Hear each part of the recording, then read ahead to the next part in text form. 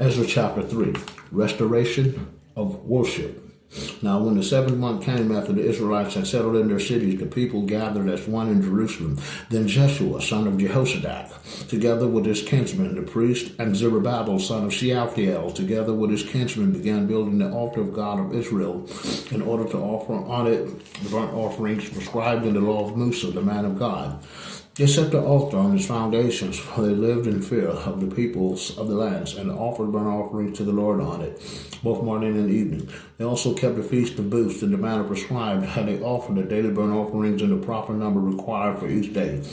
Thereafter they offered regular burnt offerings, the sacrifices prescribed for the new moons and all the festivals sacred to the Lord, and to those which anyone might bring as a voluntary offering to the Lord Most High. Laying the foundations of the temple. From the first day of the 7th month, they reinstituted the burnt offerings of the Lord through the foundation of the Lord. Temple had not yet been laid.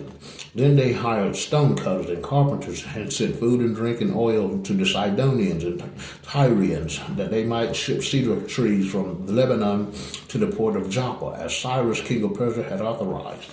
In the year after their coming to the house of God, the Father, in Jerusalem, in the 2nd month, Zerubbabel, son of Shealtiel, and Jeshua, son of Jehozadak, together with the rest of their kinsmen, the priests and Levites, and all who had come from the captivity to Jerusalem, began by appointing the Levites 20 years of age and over to supervise the work of the house of the Lord. Yeshua and his sons and kinsmen, with Kadmiel and Benui, son of Hodaviah, their sons and their kindred, the Levites, together undertook to supervise those who were engaged in the work on the house of God. All the builders were laying the foundations of the Lord's temple. The priests and their vestments were stationed with trumpets, and the Levites, sons of Asaph, with cymbals, to praise the Lord in the manner laid down by David, king of Israel. They alternated the songs of praise and thanksgiving to the Lord. For he is good, for his love for Israel endures forever. And all the people raised a great shout of joy, praising the Lord, because the foundation of the Lord's house had been laid. Many of the priests, Levites, and heads of ancestral houses who were old enough to have seen the former house cried out in sorrow as they watched the foundation of the present house being laid.